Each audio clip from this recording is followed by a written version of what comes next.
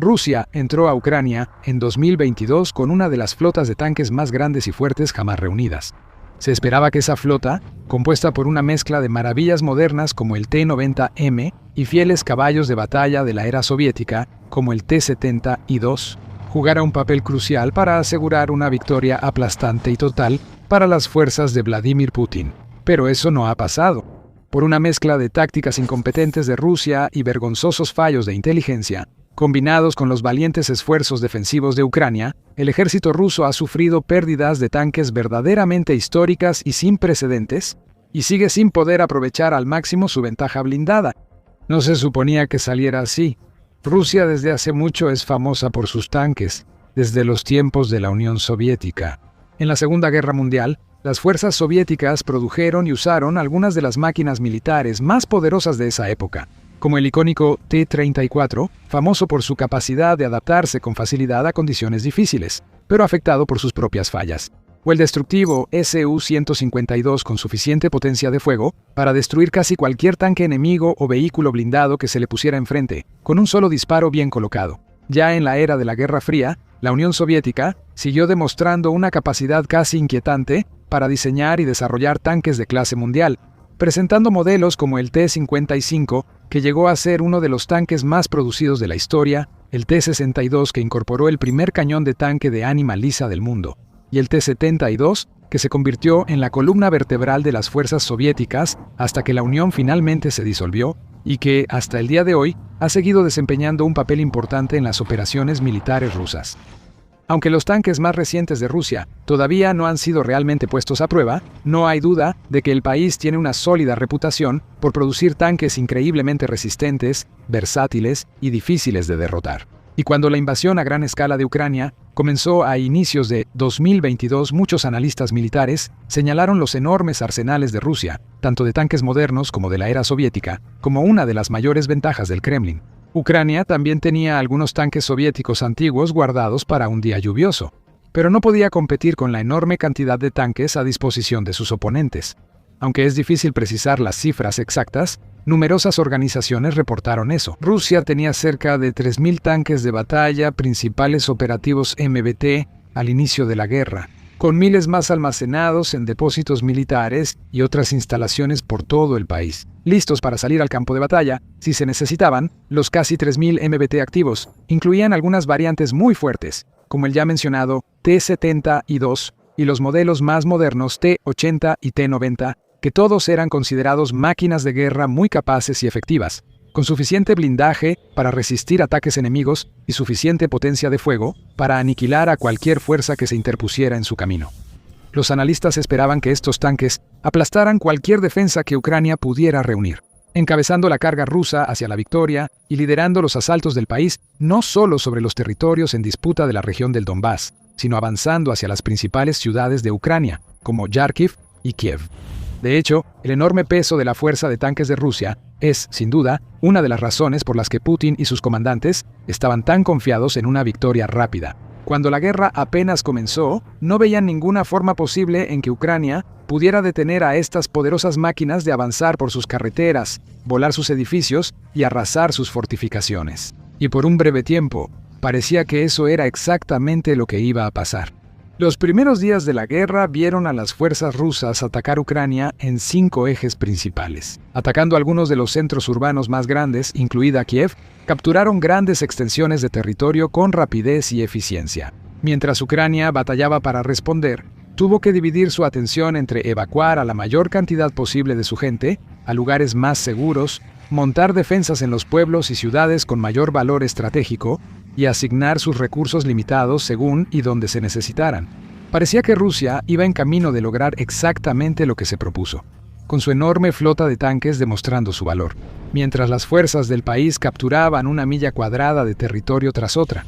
Sin embargo, para finales de la primavera de 2022 todo había cambiado. El avance de Rusia no solo se desaceleró, también se estancó y en varias zonas sus fuerzas eran replegadas. El territorio capturado fue recuperado por los ucranianos, y el ejército del Kremlin de pronto se encontró a la defensiva, obligado a pasar de operaciones de combate a gran escala a fuerzas de asalto mucho más pequeñas. Se retiró de su eje norte alrededor de Kiev y el Oblast de Sumy, y en su lugar concentró más esfuerzos en las regiones del este. Y sus pérdidas empezaron a dispararse, con tanques supuestamente invencibles e indestructibles hechos pedazos por los valientes defensores de Ucrania. Han pasado años desde esas primeras etapas, pero Rusia todavía no ha podido encontrar la manera de volver a esas tácticas iniciales que resultaron tan efectivas. Sigue dependiendo de fuerzas de infantería a pequeña escala, en gran medida sin mucho o ningún blindaje que las respalde, en un intento por tomar terreno y cumplir objetivos. En lugar de lanzarse y abrumar a sus oponentes con vastas divisiones blindadas y formaciones de tanques dominantes y destructivas, el veterano del ejército de Estados Unidos y autor Brian Powers escribió un análisis detallado sobre este cambio estratégico, publicado en el sitio web oficial del ejército de Estados Unidos. En su análisis, Powers cita muchos factores que llevaron a la transición de Rusia a acciones ofensivas de infantería más pequeñas, predominantemente a pie, incluyendo el rápido auge de los sistemas aéreos no tripulados en los campos de batalla de Ucrania, lo cual cambió por completo el panorama y obligó a ambos bandos a replantear sus tácticas. Sin embargo, también señala que una de las grandes razones por las que Rusia no ha podido concentrar fuerzas y orquestar asaltos a gran escala en puntos clave del frente es, sencillamente, porque sufrió pérdidas tan dramáticas y devastadoras de tanques de batalla principales y vehículos blindados a lo largo del conflicto. Hasta ahora, no sabemos exactamente cuántos tanques han sido dañados o destruidos, pero la cifra claramente está en los miles. El grupo de análisis de inteligencia de fuentes abiertas Oryx, por ejemplo, ha reportado más de 4.300 pérdidas de tanques rusos verificadas visualmente en Ucrania desde que comenzó la invasión, junto con más de 8.700 vehículos blindados y vehículos de combate de infantería si consideramos eso, según el balance militar 2021 del Instituto Internacional de Estudios Estratégicos. Rusia tenía entre 2.800 y 3.330 tanques operativos al inicio de la guerra. Eso significa que ha perdido hasta el 143% de toda su fuerza operativa de tanques, como señala Powers.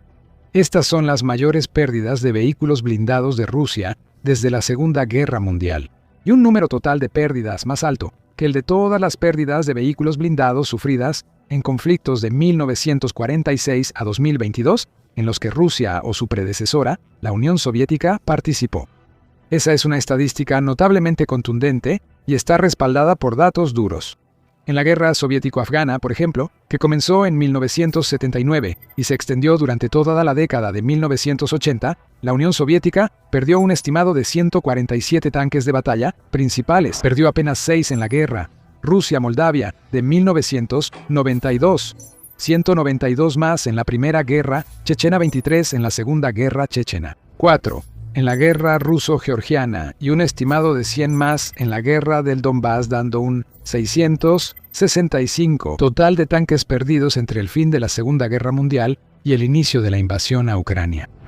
Eso es apenas una fracción de las pérdidas vistas desde 2022, y algunas fuentes sugieren que Rusia ha perdido todavía más tanques. El Estado Mayor de las Fuerzas Armadas de Ucrania, por ejemplo, afirma que Ucrania de hecho ha destruido o capturado cerca de 10.000 tanques y más de 20.000 vehículos blindados de combate. Estas cifras pueden estar exageradas hasta cierto punto, pero numerosos grupos de inteligencia de fuentes abiertas, organizaciones y analistas independientes coinciden en eso. Rusia ha visto cómo miles de sus tanques han sido sacados de combate por los drones, minas, misiles y otras armas antitanque de Ucrania. Y con la guerra todavía en pleno apogeo y sin un final claro a la vista, estamos empezando a llegar al punto en el que Rusia casi se está quedando sin nada. En cuanto a tanques se refiere, informes recientes de inteligencia de fuentes abiertas han encontrado que el país tiene menos de 3.000 tanques almacenados en este momento. Se estima que más de la mitad están en mal estado. Menos de una cuarta parte puede clasificarse como utilizable en condiciones modernas de combate, y la gran mayoría son modelos anticuados y obsoletos, con menos de 100 de los relativamente modernos tanques de batalla principal T-80. Esto muestra cuánto Rusia ha tenido que depender de tanques almacenados de la era soviética. Se ha visto a sus fuerzas en numerosas ocasiones sacando a rastras viejas reliquias oxidadas de instalaciones de almacenamiento polvorientas para reemplazar las que han sido destruidas. A veces desplegando tanques de hace 50, 60 o incluso más de 70 años, como los T-54 y T-55, que originalmente entraron en servicio desde finales de la década de 1940 Los expertos llevan mucho tiempo debatiendo cómo y por qué ha pasado esto. Y la realidad es que no hay una sola razón detrás de las dramáticas pérdidas de tanques de Rusia. Más bien, es toda una multitud de factores que se han juntado en un cóctel caótico, diezmando la flota blindada del Kremlin y dejando a las tropas rusas entrar a la batalla con el mínimo blindaje para respaldarlas. El exceso de confianza de Rusia y sus tácticas arrogantes al inicio de la guerra, por ejemplo, tienen parte de la culpa de las pérdidas posteriores del país. Cuando empezó la guerra, muchos en Moscú creían que Ucrania simplemente se rendiría, que habría una resistencia mínima que superar. Muchos ucranianos saludarían, vitorearían y recibirían a los libertadores rusos en sus tierras con los brazos abiertos. Alimentado con inteligencia falsa por su Servicio Federal de Seguridad, el FSB, el liderazgo ruso, entró en la guerra totalmente seguro de que todo terminaría en cuestión de días. Como resultado, no se tomaron el tiempo necesario para planear su invasión con el nivel de precisión e inteligencia estratégica que merecía. Pensaron que su fuerza más grande y más fuerte simplemente sería suficiente para aplastar cualquier oposición, y que la bandera de Rusia se alzaría sobre las calles de Kiev en cuestión de semanas, si no de días.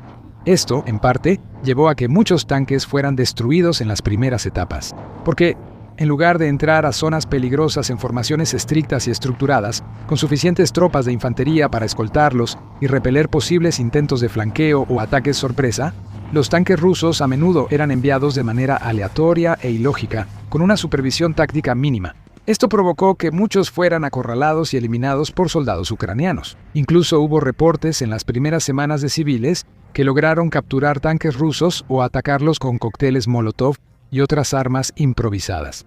Rusia tampoco esperaba que Ucrania recibiera tanta ayuda de sus aliados en todo el mundo, tan pronto en el conflicto. No tardó nada para que países como el Reino Unido y Estados Unidos enviaran armamento antitanque a los defensores de Kiev, con Estados Unidos enviando alrededor de 5.000 misiles antitanque Javelin en abril de 2022 y el Reino Unido proporcionando más de 4.000 armas antitanque ligeras de nueva generación, o NLAWs, para finales de marzo de ese mismo año. Creados para atacar tanques desde arriba y apuntar a su blindaje más débil, estos cohetes facilitaron que las tropas ucranianas destruyeran tanques rusos. Además de recibir armas de Occidente, las fuerzas ucranianas también utilizan sus propios sistemas antitanque, incluidos minas, misiles y artillería, aprovechando su ventaja de local para sorprender a las columnas de tanques rusos y explotar los errores tácticos enemigos siempre que es posible. También hay fallas notables en casi todos y cada uno de los tanques que Rusia desplegó en Ucrania. El T-70-I-2, por ejemplo, que ha sido la columna vertebral de las fuerzas terrestres del país durante décadas, puede tener muchos puntos a favor. Es extremadamente ligero, por ejemplo, y relativamente barato de fabricar, pero también tiene una falla de diseño gigantesca que ha hecho que algunos expertos lo etiqueten como el tanque de sentencia de muerte. Famosamente cuenta con un sistema de carga automatizado, que requiere acceso fácil al almacenamiento de municiones del tanque para operar de manera efectiva. Por esto, la munición del T-70-I-2 a menudo se almacena en la torreta, y solo hace falta un misil, cohete o ataque de dron bien apuntado a esa torreta para hacer que toda la máquina se vaya en llamas. Como Ucrania es una exrepública soviética, sus soldados conocen perfectamente el T-70-I-2, así que ya sabían de esta debilidad y se esforzaron mucho por encontrar formas de aprovecharla. Como resultado, un gran porcentaje de las pérdidas de tanques de Rusia han sido variantes del T-70-I-2 como el T-70-I-2A y el T-70-I-2B. Como se mencionó, Rusia también ha tenido que usar tanques más antiguos en sus asaltos a pueblos, ciudades y posiciones defensivas ucranianas. Algunos datan de los primeros años de la Guerra Fría. El mundo era muy diferente cuando se fabricaron esos tanques, y no fueron diseñados para las exigencias de los campos de batalla actuales. Por ello, muchos de esos tanques antiguos han sido trampas mortales para los desafortunados soldados que los llevan al combate.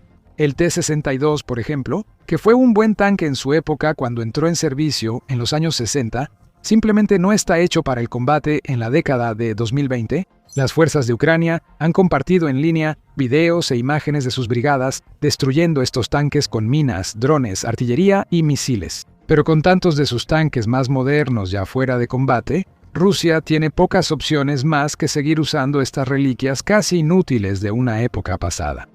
En el otro extremo, incluso los tanques rusos más nuevos y avanzados tampoco han resultado adecuados para Ucrania, aunque por razones diferentes. El T-14 Armata, por ejemplo, ha sido proclamado por funcionarios rusos como uno de, si no es que el mejor tanque jamás fabricado. Se supone que es una fuerza imparable e incontenible, con potencia de fuego de otro nivel y tecnologías avanzadas, y aún así no se ha visto en Ucrania. ¿Por qué? Bueno, según los propios funcionarios de Rusia, es porque este tanque simplemente es demasiado caro de fabricar, y el país no quiere arriesgarse a perder grandes cantidades de T-14 por drones baratos y armas occidentales cuando ya la está pasando tan mal con su economía y su presupuesto de defensa en espiral. Otro de los supuestos tanques de batalla modernos de última generación de Rusia es el T-90M. El país anunció un aumento en la producción de este tanque, y se informa que las fábricas alcanzan cifras récord de unidades nuevas. A pesar de eso, soldados ucranianos reportan que solo ven T-90M en contadas ocasiones a lo largo del frente y en territorios ocupados. Se piensa que esto se debe a preocupaciones por el costo de estos tanques, ya que cada uno puede superar los $4 millones.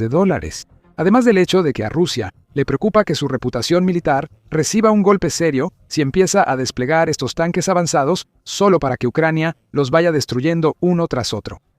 Al final, no importa si Rusia usa tanques viejos o nuevos, ya que ninguno ha demostrado ser capaz de permitirle al país alcanzar sus objetivos militares y aplastar las defensas ucranianas. Ucrania ha demostrado que, sin importar lo que Rusia haga, siempre encuentra cómo eliminarlo, la mayoría de las veces usando drones, porque esta guerra, más que cualquier otro conflicto, ha llegado a estar dominada por los drones. Rusia recurre a ellos con regularidad para bombardear pueblos y ciudades ucranianas, matando y hiriendo a civiles, mientras causa el mayor daño posible a edificios residenciales y a otra infraestructura. Ucrania, mientras tanto, a menudo despliega su ejército de drones, cada vez más diverso y letal, para destruir los activos militares más importantes de Rusia, incluidos tanques y vehículos blindados, haciendo que la enorme ventaja de blindaje del Kremlin sea casi inútil.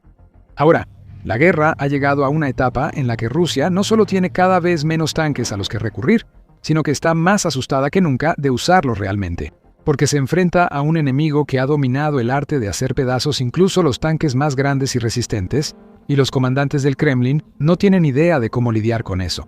Como dice Powers, Rusia prácticamente solo ha lanzado asaltos frontales casi suicidas con su blindaje, a veces con tan solo 2 vehículos solitarios y tanques viejos equipados con jaulas de coke, blindaje improvisado y metal pegado a los costados o a la parte superior del vehículo, para protegerse contra ataques de drones FPV de vista en primera persona y municiones lanzadas desde drones. El veterano del ejército de Estados Unidos señala que ahora faltan los movimientos coordinados de tripulaciones y formaciones tácticas en las tácticas de Rusia. Los oficiales del Kremlin ordenaron a las tropas avanzar rápidamente hacia las posiciones ucranianas, táctica que suele causar caos casi inmediato. Aunque Powers describe la estrategia de Rusia como fallida e inútil, el CCIS señaló en noviembre de 2025 que Rusia sigue adaptando sus tácticas, probando nuevas formas de penetrar las defensas ucranianas. A pesar de estos ajustes, Powers sostiene que el Kremlin sigue tercamente comprometido con sistemas ineficaces,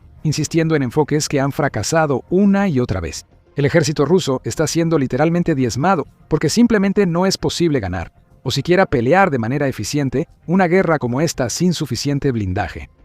No se están cumpliendo los objetivos, el avance sigue siendo lento y las ganancias son mínimas, porque las tropas siempre batallarán para avanzar si no tienen tanques ni vehículos blindados que las respalden. Pero a Rusia parece no importarle. Putin y sus comandantes siguen quemando recursos y aventando hombres a la picadora de carne, sin lograr capitalizar las enormes ventajas que tenían al inicio de la guerra, y ahora perdiendo tiempo y vidas en asaltos inútiles y misiones sin sentido. Mientras más se prolongue esto, más insostenible se vuelve. Y con Rusia siguiendo batallando en tantas otras áreas, Putin debe estar volteando atrás y deseando haber aprovechado su ventaja en tanques de manera mucho más efectiva cuando empezó esta guerra. En este video puedes conocer los problemas actuales de Rusia y cómo la antes sólida línea del frente del Kremlin empieza a colapsar. O échale un vistazo a este análisis a fondo de cómo el juego final para Putin ya empezó, con el presidente ruso, atrapado entre la espada y la pared, sin a dónde ir y con nada más que miseria por delante. Finalmente, para no perderte las últimas noticias desde el frente en Ucrania, Suscríbete a nuestro canal y activa las notificaciones para ver nuestros reportajes más recientes antes que nadie.